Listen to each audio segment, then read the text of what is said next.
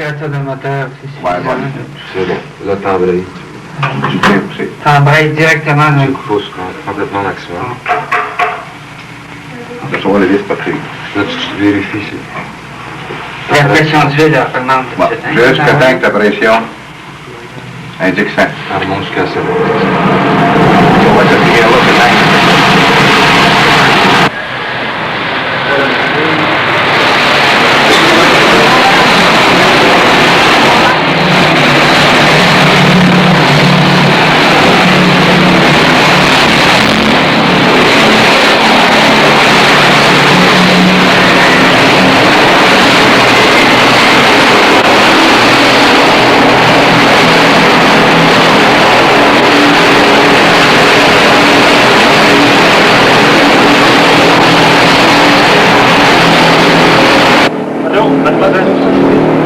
C'est vraiment impressionnant.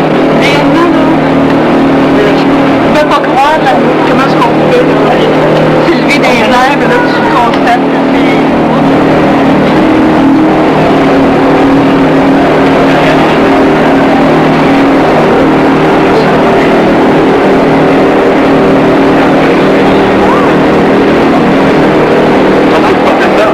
C'est très intéressant, oui. On va essayer tout à l'heure, oui. Jean Saint-Germain, inventeur. Tu es un des rares au Québec à vivre exclusivement de tes inventions, je crois. En plus de ton aérodium, peut-être la plus spectaculaire et la plus connue de tes réalisations, tu t'es fait remarquer par une foule d'autres. Un jouet que tu as appelé Rollo, le biberon Plétex, vendu mondialement. Tu as créé toutes sortes de moteurs. Un à piston rotatif, un autre à réaction pour chaloupe, divers autres moteurs également en réaction. Tu as même fait pour la joie des sportifs un tire-ski et une veste motorisée. Tu as créé une chaise suspendue, un manche à balai flexible, un nouveau pichet à lait. Tu as fait aussi un système de chauffage par friction de l'air. Tu as fait un réchauffeur de batterie, puis beaucoup d'autres objets fort utiles. Tu as même écrit un livre sur ta vie où tu racontes entre autres ton service militaire en qualité de parachutiste. J'y ai lu que tu avais inventé un appareil pour l'entraînement des parachutistes. Cela m'amène à te poser quelques questions sur les objets volants que tu as inventés. Par exemple, la fameuse chaloupe volante. Moi, j'aimerais bien savoir ce que c'était. Ben, disons, c'était une chaloupe normale d'aluminium où j'ai fixé un rotor d'hélicoptère dessus qui, avec un pitch qui est neutre, ce qui signifie que aussitôt que la chaloupe est tirée par un automobile ou un yacht, l'auto-rotation se mettait en force et la chaloupe s'élevait. J'avais pleinement le contrôle d'un décollage, d'atterrissage, le virage de côté, un contrôle parfait. Puis tu pilotais ça toi-même, j'imagine. Oui, oui. Est-ce qu'elle existe toujours, cette chaloupe-là? La chaloupe devait exister, mais où ce qu'elle est rendu, je ne sais pas, c'est peut-être égaré un peu partout. Ensuite, tu as fait le fameux petit hélipack, là. Ça, c'est... Oui. Ouais. Qu'est-ce que c'était, au juste? L'hélipack, c'est que je voulais gagner un des championnats pour la machine la plus légère pour pouvoir enlever le plus de poids possible. Alors, j'ai réussi avec une machine de 89 livres d'élever une personne de 180 livres, donc plus que l'appareil qui pesait aussi à 80 livres. Alors, c'était une réussite dans le domaine du rotorcraft, on peut appeler ça. Puis en ce qui concerne le Razuma, À travers le monde, aujourd'hui, il y a peut-être 70 à 80 avions qui volent, très satisfaisant, des championnats qui ont été sortis, de décollage court, atterrissage court. À date, tous les appareils que j'ai faits, mécaniquement, ils ont tous marché. Malheureusement, sur le marché même commercial, au point de vue de l'art, ça n'a pas tous marché. Au contraire, c'est toujours été j'ai mis des milliers d'heures pour rien, pour des raisons financières ou d'autres raisons. Le marché a tombé, parce que moi-même, je ne suis pas une personne je ne suis pas un homme d'affaires, ni administrateur. J'ai compris aujourd'hui que mon métier c'était d'inventer, et une fois que c'était fait, laisser ça aux autres, et puis m'en occuper. Alors ça a pris peut-être 20 ans, 25 ans avant de comprendre ça. Pas mal de fun, hein? J'ai bien aimé ça. C'est assez une bonne expérience. Ouais, j'ai bien aimé. C'est pas écœurant.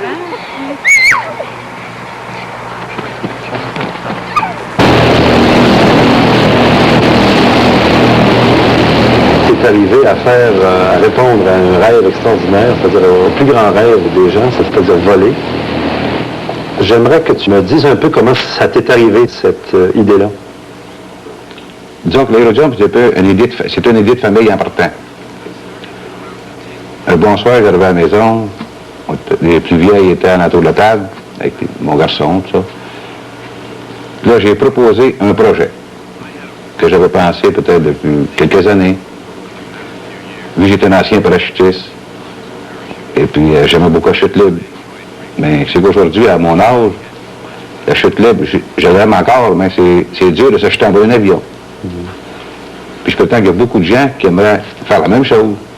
Alors j'ai dit, il y a certainement un commerce là, que le monde, ils ont toujours désiré de voler. Alors je vais bâtir une machine pour ça. Puis on a posé ça au vote. Ah ouais. Alors, je crois qu'on était 7 en autour de la table. En tout cas, on avait le quorum, hein. Et puis 4 ont décidé que c'était oui, 3 ont décidé que c'était non. Fait que là, à un moment donné, on a dit, on le fait. Puis les 3 qui avaient ce don embarqué avec les autres pour donner leur appui moral. Alors, on était 7 sur 7. Alors, j'ai parti le projet. Ça fait combien de temps, ça? Ça fait 1 an et demi, peut-être? Tu m'as dit? Puis, disons, ça a pris 14 mois 14 mois. à bâtir et à expérimenter.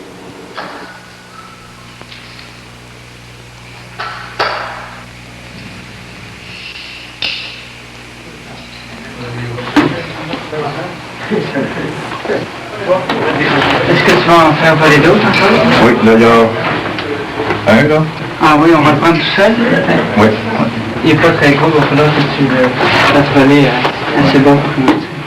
Ensuite, on en a 3 autres, je pense. 3 autres après? Oui, finalement, je pense qu'il y a une fille qui s'est décidée, là, qui a vaincu sa peur.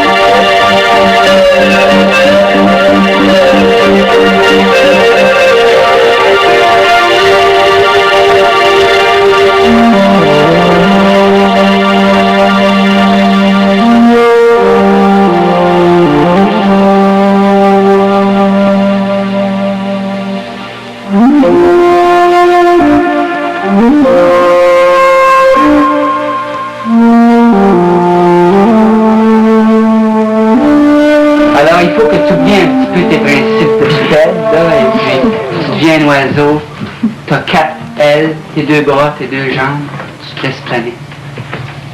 Ça ressemble-tu au saut en parachute? Oui, ben ça ressemble pas mal au parachute dans le sens que tu flottes dans l'air, comme dans un saut en parachute en chute. D'un autre côté, tu portes pas exactement la même sorte de vêtements et puis t'as pas les mêmes problèmes de porter un parachute sur toi, sortir de l'avion, te contrôler. T'es dans une petite cage, complètement en sécurité. On peut prendre soin de toi. Quand t'es tanné, tu te reposes tout de suite. Alors, c'est bien différent dans ce sens-là du parachute. Mais si on parle de la sensation même de flotter en l'air, c'est vraiment presque pareil. Oui. Alors... Comme la poussée d'air que tu tiens, est-ce que c'est la même chose que la sensation que tu as en descendant? Oui, les gens parlent souvent de la sensation d'un matelas d'air, mais c'est pas vraiment un matelas d'air comme tel, parce que quand on dit un matelas, on imagine toujours quelque chose sur lequel tu peux vraiment t'appuyer, mais c'est pas ferme. Si tu mets ton bras là, puis tu essaies de t'appuyer dessus, tu vas caler tout de suite. Mm-hmm. Alors, la seule manière, c'est de sentir comme dans l'eau. Tu te détends et tu te laisses flotter. Puis tu te sens un petit peu penché d'un bord, mais tu te t'énerves pas, tu te laisses pencher un peu. Mm-hmm. Et puis tu ressors un petit peu ton bras pour augmenter la surface de ton corps au vent, puis lentement tu s'abordes. La position d'équilibre dans l'air, la première fois qu'on saute, c'est cette position-là. Les bras légèrement en avant, tendus, les jambes très légèrement repliées, et puis on garde tout droit devant soi. Alors maintenant,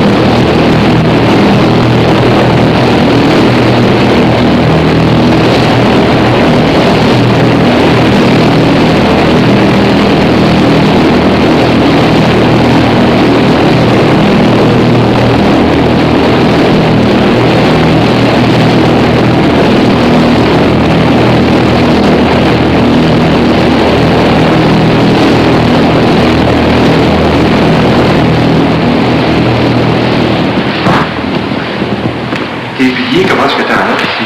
Ici, il y en a 12 comme ça. 12 au complet. Ils sont composés de blocs. Au centre, c'est des blocs de 10 pouces. Je vois ça comme une colonne en béton armé. Disons que si je essaie de penser trop du même coup, on vient la tête pleine. Tu peux pas tout imaginer, chaque petit détail mécanique, aérodynamique, la construction, l'architecture.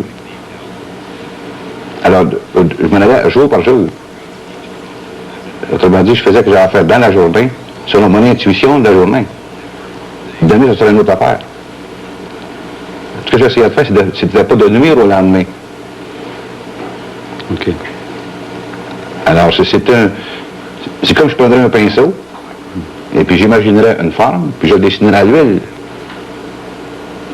Excepté au lieu d'un pinceau, c'était des constructions. Je ne peux pas l'expliquer, je suis fait comme ça. Hein, je vais imaginer d'avance. Moi, l'aérodium, je le vivais d'avance. Je voyais le monde voler bien avant qu'il faudrait le voir avec mes yeux. Mon esprit le voyait. Pour moi, c'était réel, l'aérodium.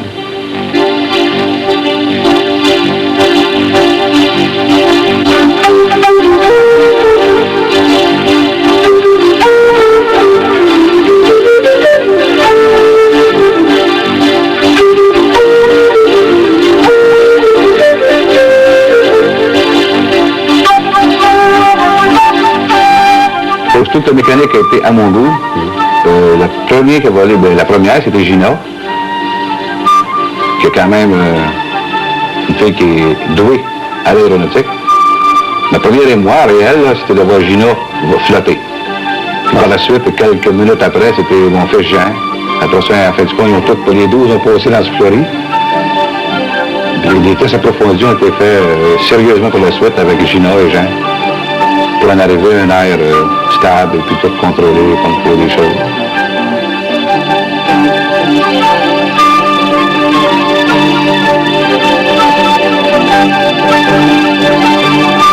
Mais c'est grâce à eux autres que j'ai pu maintenir un air aussi stable.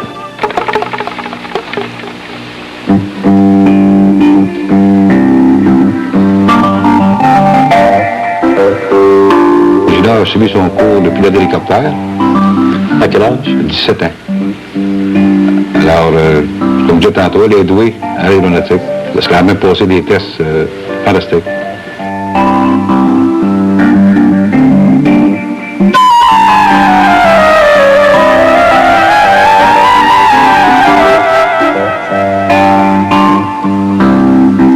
Il y a plusieurs femmes aujourd'hui qui sont pilotes d'hélicoptère, mais pour 17 ans, c'était très, très, très bon. Elle est très bonne pilote. Ah oui, pas de problème. Au moins, j'embarque souvent avec et puis elle pilote très, très, très bien.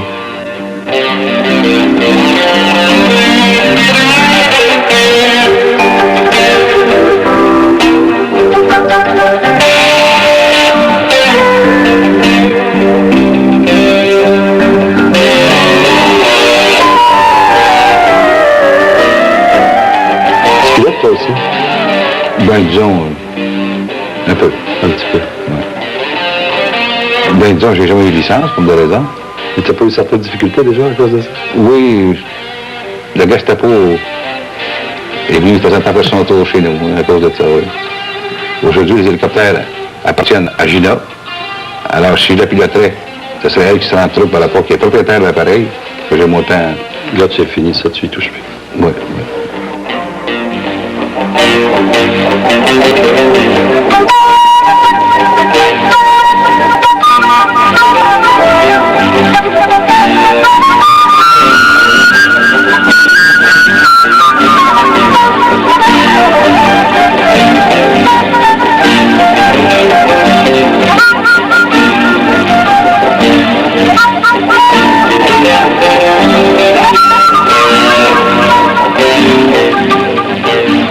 Pour commencer, j'étais un peu sceptique parce que je me disais, qu'est-ce que c'est cette affaire-là? Je connaissais pas ça.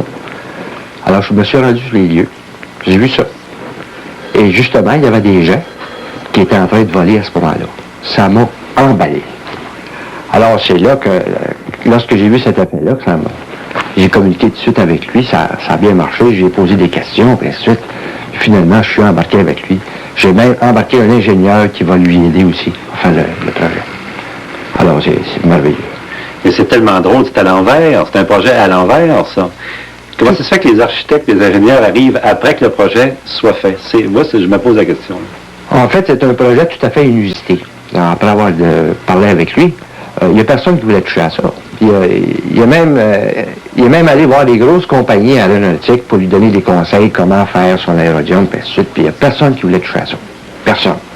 Il a même consulté des architectes avant, puis il n'y a personne qui voulait toucher à ça, parce que c'est nous qui sommes responsables au moins pour 5 ans.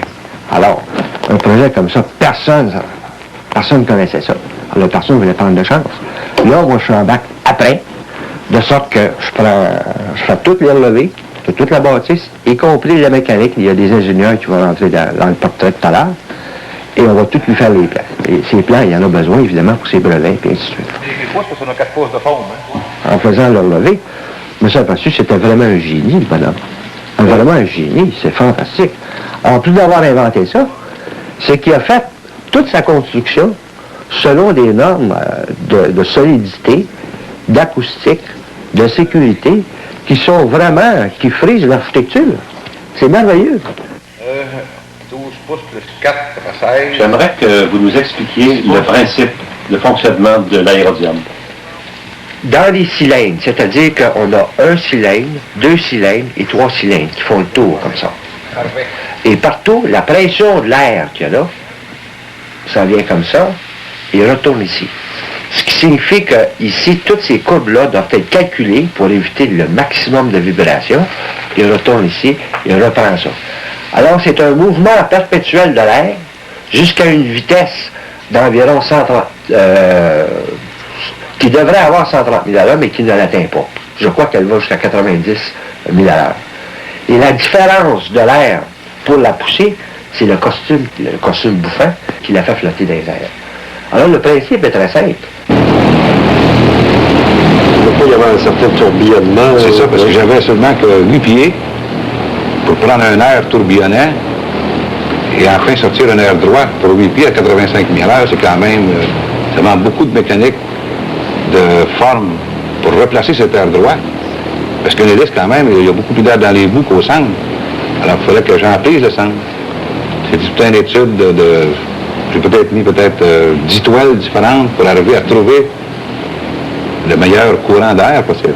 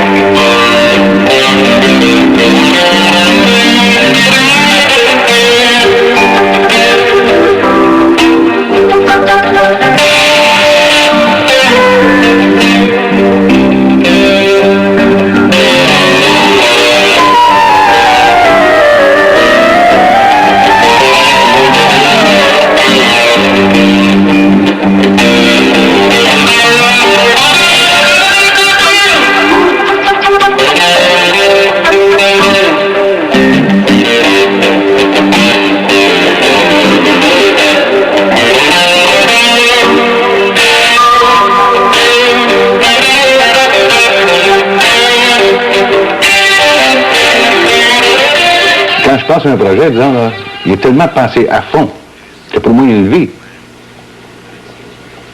Alors, puis, il y a rien qui va m'arrêter de le faire. J'ai été élevé avec un père et une mère fantastiques qui m'ont toujours jamais mis les freins devant moi.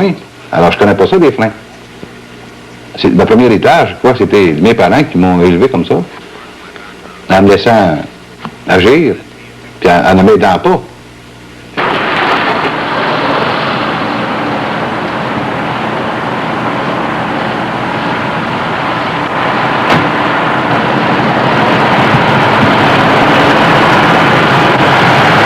C'est très rare, je suis à la maison, toujours partir. Mon bureau, c'est des restaurants, c'est des places publiques. La maison, j'arrive là jamais pour manger, toujours pour coucher.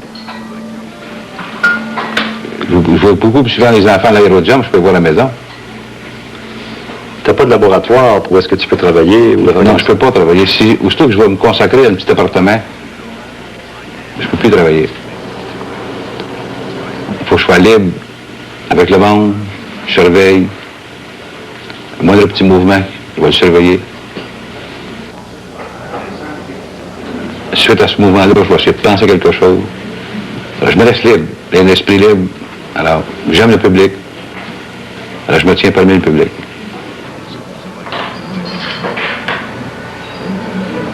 As-tu d'autres projets aériens tout de suite, là?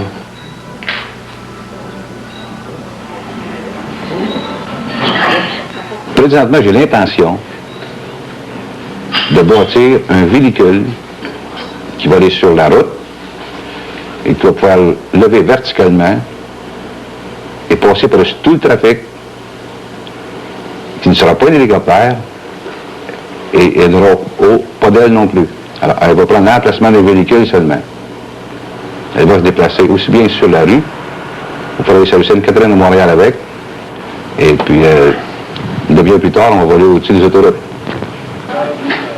Ça, c'est un des prochains projets que je vais probablement mettre sur, peut-être pas le marché, mais je vais en faire un. Un éléphant qui s'en va dans la jungle, puis il voit d'un trou d'eau, dans le ruisseau. Hein. L'autre salle, il va y arriver. Il arrive avec sa trompe. Il arrive un crocodile, top, prend un pied de la trompe de l'éléphant. Pas le cul, hein?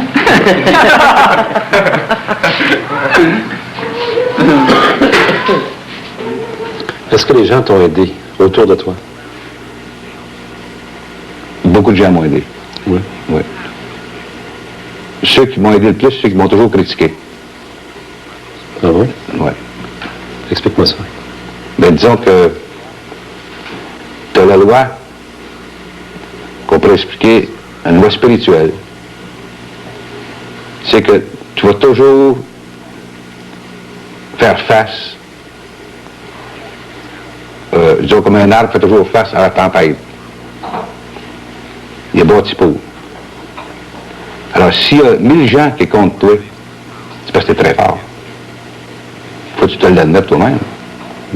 C'est eux qui te demandent.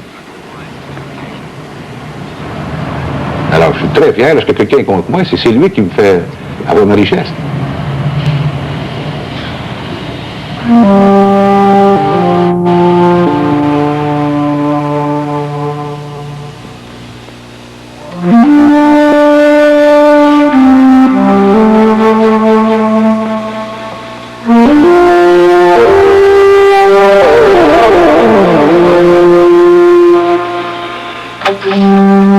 Thank you.